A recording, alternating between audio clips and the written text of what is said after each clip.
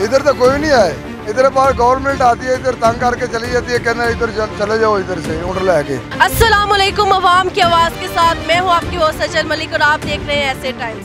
आज हम मौजूद हैं, हमारी टीम मौजूद है रावी के किनारे, जहाँ पर हाना बदोश मुकीम है और काफ़ी अरसा से यहाँ पे रह रहे हैं। इस लॉकडाउन में, इस मुश्किल हालात में उनका कैसे गुजर बसर हो रहा है आपको दिखाएंगे। उनके पास इतने ज़्यादा वसाइल नहीं है कि वो अपने एक अच्छा घर ले सके, उधर रह सके, और ये कैसे अपना गुजर बसर कर रहे हैं इन मुश्किल हालातों में। बैकग्राउंड में देख सकते हैं कि ऊँटनियाँ है कि इनका दूध बेचकर अपना गुजर बसर कर रहे हैं। आगे बढ़ते हैं, आपको दिखाएंगे ना यहाँ पे कोई सफाई, और जो बच्चे मुझे नज़र आ रहे हैं उन्होंने कपड़े तक नहीं पहने क्योंकि उनके पास बिल्कुल लिमिटेड से वसाइल हैं जिनमें उनका मुश्किल से पेट वो पाल रहे हैं। आगे बढ़ते हैं, आपको दिखाएंगे सफाई का सिस्टम भी आप देख पाएंगे, और मैं यहाँ पे मौजूद लोगों से पूछूंगी कि जो NGOs काम कर रहे हैं इंसानी हकूकों के लिए, उन्होंने कभी यहाँ का रुख किया है। तो चले मेरे साथ।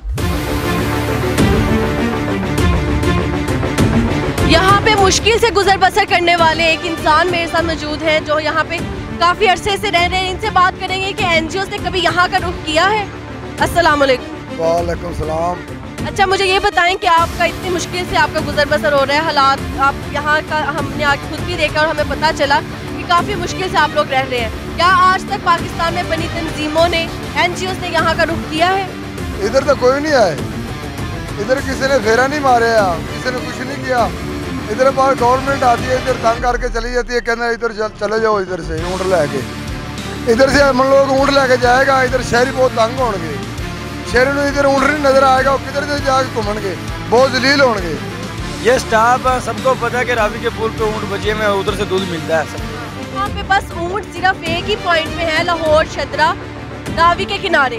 बस यहाँ पे वो कह रहे हैं अगर हम चले जाते हैं लेके तो ये शहरी अवामी हमारे पीछे आएगी और यही लोग तंग होंगे क्योंकि इनको ऊँट का दूध नहीं मिलेगा। नहीं मिलेगा। बहुत पहले बहुत जलील होंगे, गुजरांवाला, नारोवाल, सियालकोट, ये कसूर, उधर से लोग इधर से आता है। रात को 10-11 बजे आता है, उसको पता है इधर आता है। जो असी इधर नहीं होंगे वो फिर परेशान होंगे। आप मुझे ये बताएं कि आपकी दिन की कितनी सेल हो जाती है जो आप दूध बेचते हैं, आपका गुजारा हो जाता है इससे? 1000-1500 रुपया सेल होता है, जो बच्चे रोटी खा लेते हैं। बस कोई सेविंग नहीं आपके पास रहती, कोई पैसे बचते नहीं? किधरों बच्चे नहीं, ये माल भी डंगर खा देता है। देखिए, आप इतना स्वाब का भी काम कर रहे हैं, उनका दूध एक तो बहुत बीमारियों की शफा है इसमें, तो आप क्या कहना चाहेंगे इस बारे में? क्या आपको खुशी होती है ये काम करते? हाँ जी, मुझे ये खुशी है इसका माल का कम करना, ये नबी पाक की सवारी है। अल्लाह पाक साढ़े भी रास्ते आसान कर देगा। बहुत शुक्रिया आपका।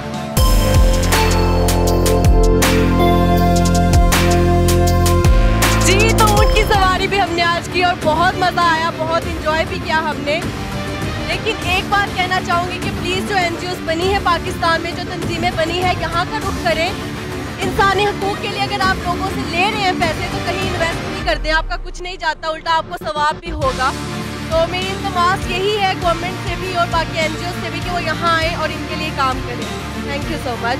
इसी के साथ अगले प्रोग्राम में हाजिर होंगे एक नई जगह पे। अभी मैं ऊँट की सवारी करने लगी हूँ। अल्लाह हाफिज़।